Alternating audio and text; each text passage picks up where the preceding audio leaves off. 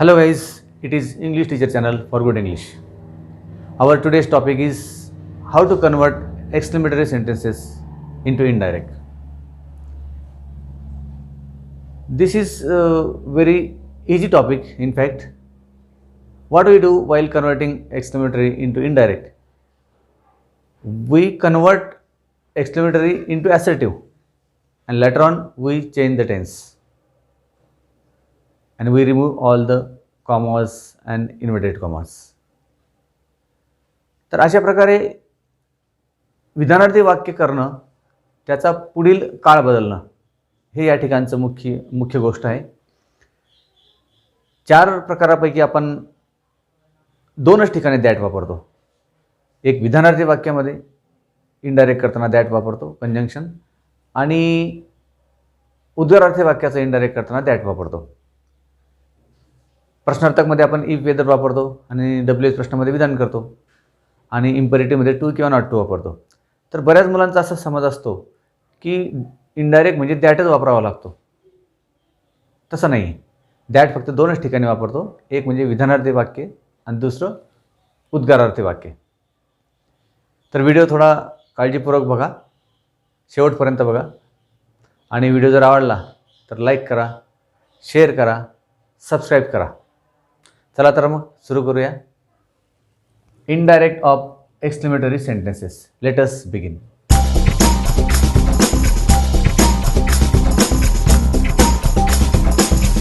उद्गारार्थी वाक्याचं इनडायरेक्ट करताना आपण काही गोष्टी लक्षात घेऊ. दॅट हे कंजंक्शन आपण वापरणार आहे. दुसरी गोष्ट, उद्गारचे आपण विधान करणार आहे. उद्गारचं आपण विधान करणार आहे. तिसरी गोष्ट, काळामध्ये बदल करणार आहे आणि सर्व जे चिन्ह आहेत ते आपण काढून टाकणार आहे. आणि रिपोर्टिंग वर्ब आपण काय करणार आहे? एक्सक्लेम. रिपोर्टिंग वर्ब आपण घेणार आहे एक्सक्लेम किंवा वंडर्ड. जशी परिस्थिती असेल उद्गारार्थी वाक्यामध्ये, he exclaimed, he wondered with surprise, he exclaimed with sorrow, he exclaim with fear. जशा प्रकारची भाव त्या वाक्यामध्ये असतील तशा प्रकारचा आपण रिपोर्टिंग वर्ब घेत असतो. आणि उद्गारार्थी वाक्यामध्ये भाव व्यक्त केलेले असतात, इमोशन्स एक्सप्रेस केलेले असतात, आणि शेवटी उद्गारार्थी चिन्ह असतं. म्हणजे exclamatory sentence is expression of emotion, strong expression you may say, आणि it ends with exclamation marks. या दोन गोष्टी आपल्याला लक्षात आल्या पाहिजे. आणि मग रिपोर्टिंगवर आपण हे वापरतो. म्हणजे 4-5 या गोष्टी मुख्य आहेत, या लक्षात ठेवायच्या, आणि नंतर मग आपण पुढील प्रकारे त्याचं इनडायरेक्ट करतो. तर काही उदाहरणं आपण घेतलेली आहेत, त्याच्यावरून आपल्याला अंदाज येईल की काय काय बदल करावा लागतो. पहिलं वाक्य, Meena sed how busy I am. हे उद्गार आहे, कोट अनकोट. मग आता इथे उत्तर लिहिताना आपल्याला सेड रिपोर्टिंग वर्ब वापरलं आहे त्याने, आपल्याला ते एक्सक्लेम करून घ्यावं लागेल. मीना एक्सक्लेम. रिपोर्टिंग वर्ब भूतकाळीच पाहिजे तरच पुढील बदल होईल. Meena exclaim that. इथपर्यंत आपण आलो की उद्गारार्थी वाक्यामध्ये आपण दॅट हे कंजंक्शन वापरतो. इथपर्यंत झालं काम, अर्ध काम झालं. रिपोर्टिंग वर्ब बरोबर घेतलं, दॅट कंजंक्शन घेतलं.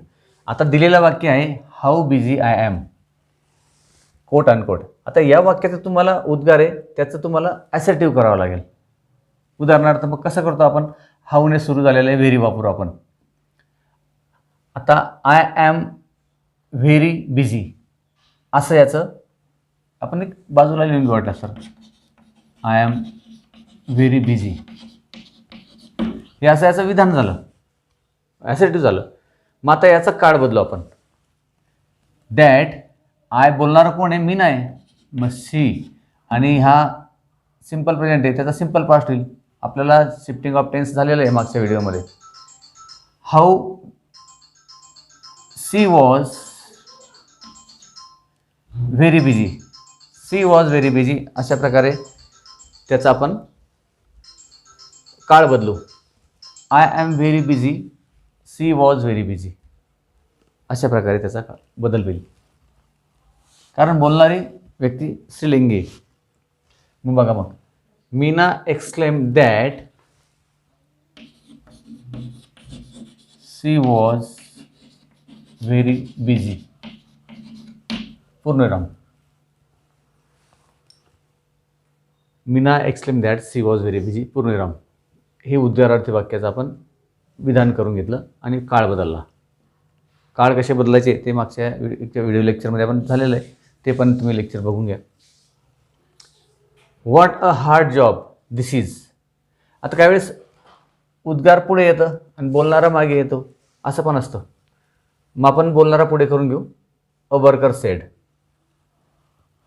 अ वर्कर एक्सक्लेम.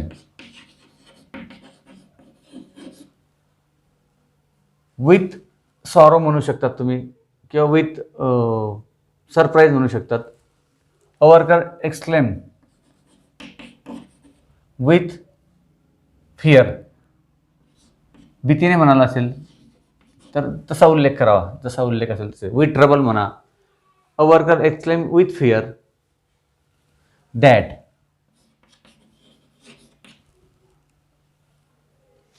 फिअर म्हणण्यापेक्षा आपण डिजेक्टेड म्हणू किंवा भीती जाऊ द्या. व्हॉट अ हार्ड जॉब, त्याला भीती वाटली असेल की. अ worker exclaim with fear that. आता याचं आपण विधान करू आणि उद्गार आहे त्याचा ॲसर्टिव्ह करू. What a hard job. What असेल तर अ व्हेरी वापरतो आपण. What a hard job this is. आता धिसचा दॅट होईल, परंतु आपण साधं पहिले करून घेऊ. This is a very hard job, हे झालं त्याचं विधान. This is a very hard job. मग आता धिसचा दॅट होईल. पहिले आपण आपला दॅट घेऊन घेऊ.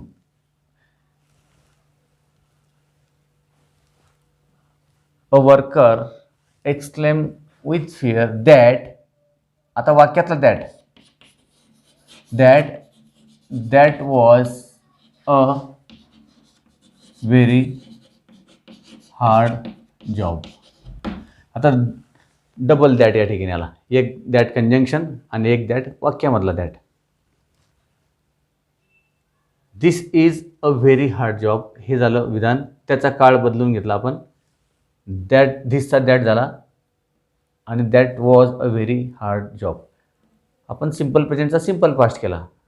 काळांच्या ज्याप्रमाणे काळ बदलतात तर आपल्याकडे ती डायग्राम पण आहे, कसाच्या काळ बदलतात ते सांगायची गरज नाही, मागच्या एका भागामध्ये झालेलं आहे. That was a very hard job.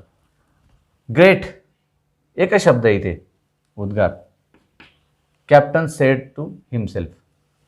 मग captain exclaim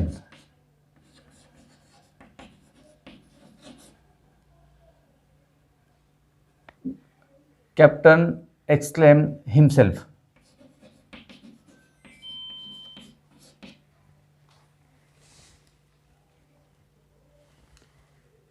captain exclaim himself. काय त्याने केलं की ग्रेट म्हणजे काय, it is very great. It is very, how great it is.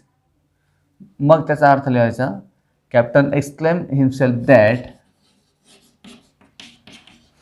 It was very great.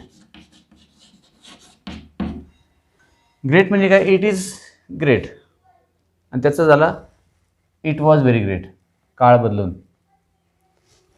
Captain exclaim himself that it was very great. पुढचं, my friend said what a hot day it is. मग इथे येईल my friend exclaim. आता इथं कशा प्रकारे उद्गारलेला आहे तो. एक्सक्लेम विथ वंडर असं म्हणू आपण.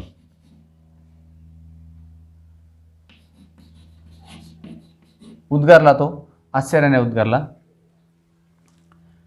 माय friend exclaim with wonder that. आता what a hot day it is, मग याचं विधानार्थ होईल it is a very hot day, आणि त्याचा भूतकाळ होईल मग that it was a very hot day. पूर्णविराम येईल. My friend exclaim with wonder that it was a very hot day.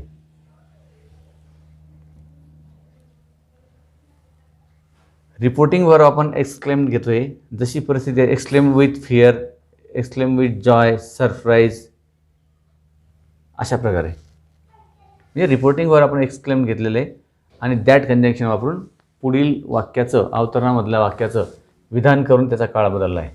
म्हणजे 4 बदल आपण केलेले आहेत. आता oh I am out, Rahul said. Rahul exclaim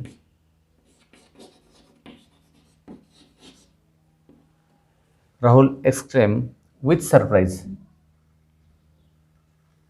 Rahul exclaimed that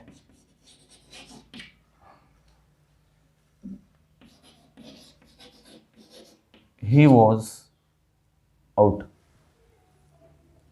With surprise घेऊ शकतो आपण. राहुल एक्सक्लेम हिमसेल्फ म्हणा.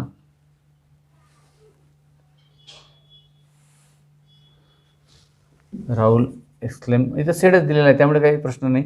Rahul exclaim that he was out. Purnaram. आता इथं आय एम आउट असं आहे त्यामुळे त्याचा भूतकाळ होईल he was out. How lucky you are Ram. आता राम इथे अवतरण चिन्हामध्ये आलेला आहे म्हणजे बोलणारा रामला म्हटलेला आहे. मग ही एक्सक्लेम राम किंवा प्रेझिंग राम किंवा admiring Ram,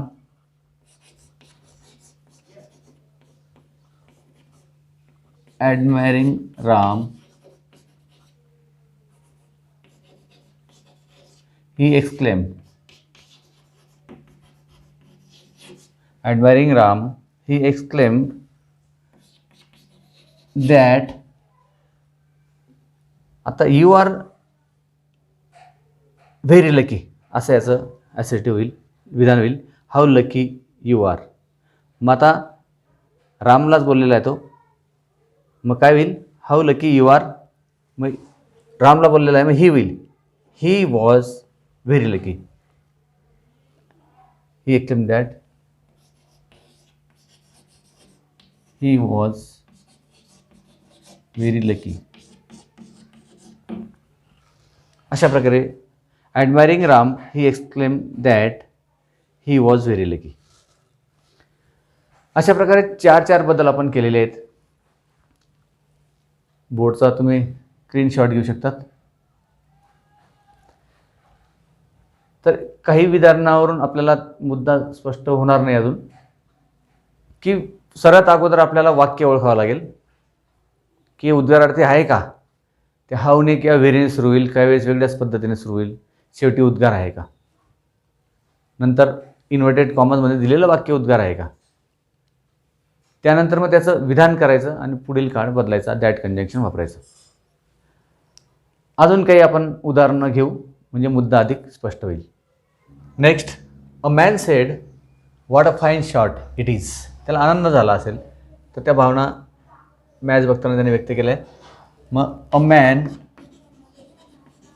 exclaim with Joy. आनंदाने त्याने भावना व्यक्त केल्या किंवा भाव व्यक्त झाले. A man exclaim with Joy that. आता व्हॉट अ व्हेरीने होईल दॅट. इट इजचं इट वॉज होईल it is a very fine shot असं याचं विधान होईल आणि मग पुढील काळ बदलताना इट इजचा इट वॉज होईल. That it was a very fine shot. Full stop. A man exclaimed with joy that it was a very fine shot. Father said, "May God help him." आता इच्छादर्शक वाक्य आहे. आपण 4 प्रकार शिकलो, परंतु 5चा पण एक प्रकार आहे, तो इच्छादर्शक प्रयोग असतो. त्याला आपण रिपोर्टिंग वर्ब प्रेड वापरतो, प्रार्थना केली असं. Father said may God help him. मग इथे येईल आपण फादर प्रेड. प्रे म्हणजे प्रार्थना करणे. फादर प्रेड दॅट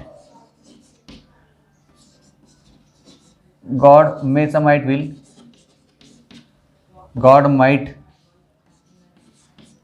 हेल्प यूचा हिम होईल. किंवा आपल्याला जर बोलला असेल तो father prayed that God might help you किंवा हिम होईल गॉड माईट हेल्प यू. अशा प्रकारचा बदल होईल. Father prayed that God might help him.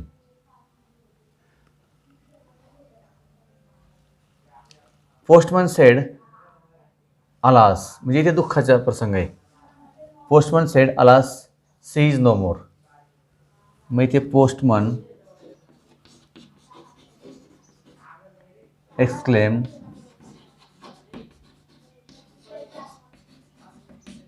With sorrow. इथे दुःखाचा प्रसंग आहे. Postman exclaim with sorrow that. आता याचा पुढील काळ बदलायचा. That she was no more. To stop. My friend said what a rich man you are. तो आपल्याला बोललेला आहे. यू आरचं काय होईल इथे आय ॲम होईल आणि आय ॲमचा भूतकाळ आय वॉज होईल. माय फ्रेंड एक्सक्लेम दॅट अर्ध काम झालं. दॅट पण ते थांबायचं. आता अवतरणात काय आहे what a rich man you are. मग याचं विधान होईल you are a very rich man आणि यू आरचं होईल यू वेर. वॉज येणार नाही, वेर होईल. My friends that you where.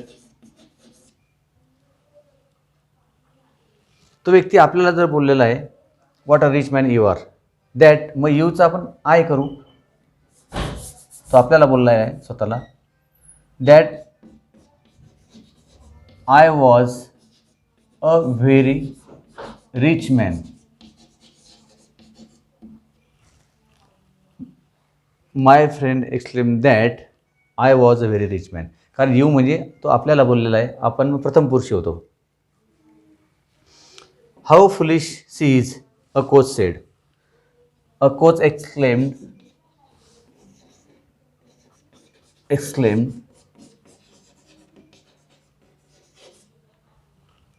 With surprise म्हणा किंवा नाही घेतलं तरी चालेल. A coach exclaimed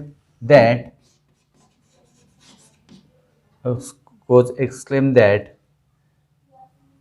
how foolish you are. मग सी इज व्हेरी फुलिश असं याचं विधान होईल आणि त्याचा पुढील काळ होईल she was. That she was very foolish. Full stop. अशा प्रकारे बदल होईल. हाऊ फुलिश सी इज त्याचं होईल सी वॉज व्हेरी फुलिश. अशा प्रकारे अनेक वाक्ये तुम्ही घ्या आणि पुढील एक व्हिडिओ लेक्चर आपण सर्व 4-5 प्रकारावर एक जनरल लेक्चर आपण घेणार आहोत की विधान, उद्गार, प्रश्न, आज्ञा आणि इच्छादर्शक 5 वाक्ये एकामागून एक घेऊ. म्हणजे आपल्याला वाक्यही ओळखायचं आहे आणि त्याचं इनडायरेक्टली करायचं आहे. आता आपण एक एक प्रकार शिकलो, त्यामुळे आपल्याला माहिती आहे की हे विधानच आहे, की हे उद्गारबद्दलच बोलतायत सर. परंतु जेव्हा अनेक वाक्य एकत्र येतात तेव्हा विद्यार्थ्याला पहिलं काम काय करावं लागतं, की तो वाक्याचा प्रकार ओळखावा लागतो, की हा प्रकार कोणता आहे. मग प्रकार ओळखल्यानंतर त्याचं इनडायरेक्ट कोणत्या पद्धतीने करतात ती पद्धत शोधावी लागते. असे 2 कामं आपल्याकडे असतात. ठीक आहे मित्रांनो, आजच्या व्हिडिओ लेक्चरमध्ये एवढंच. बाकीचा भाग आपण पुढील लेक्चरमध्ये बघू. Till then, goodbye, have a nice day.